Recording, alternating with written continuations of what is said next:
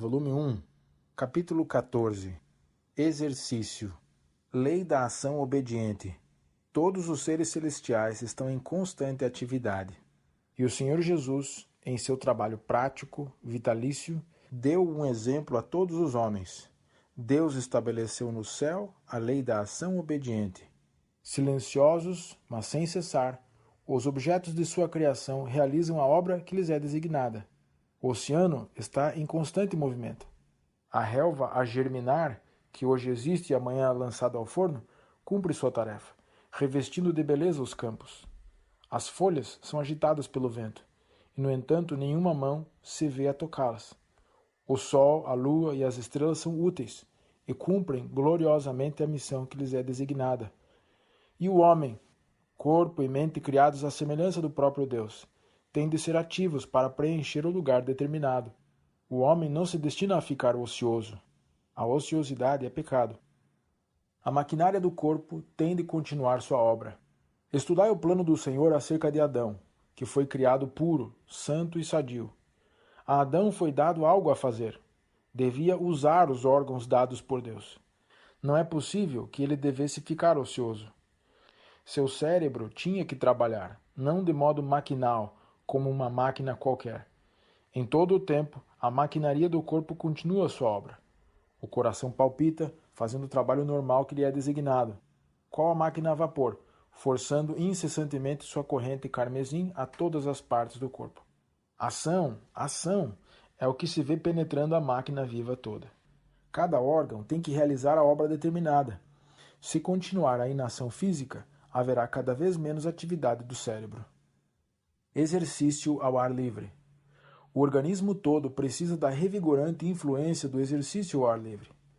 Umas poucas horas de trabalho físico diariamente tenderiam a renovar o vigor físico e dar repouso e alívio à mente.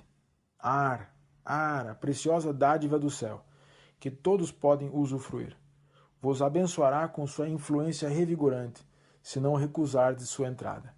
Dai-lhe boa acolhida, cultivai o amor por ele, e se demonstrará um precioso calmante dos nervos. O ar tem de estar em constante circulação para conservar-se puro. A influência do ar puro, renovado, é o fazer o sangue circular sadiamente através do organismo.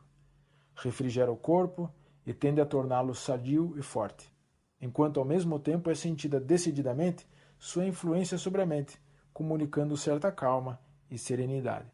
Estimula o apetite, tornando mais perfeita a digestão do alimento e induzindo um sono suave e sadio. Inatividade prolifera causa de moléstias. A inatividade é prolífera causa de moléstias. O exercício aviva e equilibra a circulação do sangue, mas na ociosidade o sangue não circula livremente e não ocorrem as mudanças que nele se operam e são tão necessárias à vida e à saúde. Também a pele se torna inativa. As impurezas não são eliminadas, como seriam se a circulação houvesse sido estimulada por vigoroso exercício. A pele conservada em condições saudáveis e os pulmões alimentados com abundância de ar puro renovado. Este estado do organismo lança um duplo fardo sobre o sistema eliminatório, dando em resultado a doença. Judiciosa regulamentação do exercício. O exercício físico bem dirigido, usando as forças, mas delas não abusando, provar-se-ia eficaz agente medicinal. Evita que a mente se torne sobrecarregada. O trabalho físico não impedirá o cultivo do intelecto. Longe disso, as vantagens ganhas pelo trabalho físico equilibrarão a pessoa e evitarão que a mente fique sobrecarregada. O labor incidirá sobre os músculos e aliviará o cansado cérebro. Há muitas meninas descuidadas, inúteis, que consideram indigno para uma senhora empenhar-se em trabalho ativo. Seu caráter, porém, é demasiado transparente para que pudesse enganar pessoas sensatas quanto ao seu real desvalor. Não é uma coisinha frágil, incapaz, bem vestida, que é uma senhora. Requer-se um corpo são para um intelecto são. A sanidade física e o conhecimento prático de todos os deveres domésticos necessários jamais serão estorvos para um intelecto bem desenvolvido. Ambos são de altíssima importância para uma senhora. Sem exercício, não pode a mente estar em condições de trabalho. Para um jovem sadio, o exercício rigoroso, severo, fortalece o cérebro, ossos e músculos, e é um preparo essencial para o árduo labor de um médico.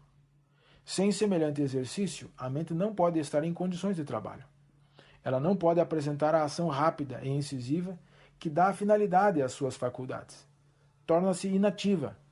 Semelhante jovem nunca se tornará o que Deus pretendia que ele fosse. Marcou tantos lugares de descanso que se tornará qual poço estagnado. A atmosfera que o rodeia está carregada de micróbios morais. Esforço mental restrito quando negligenciado o exercício físico.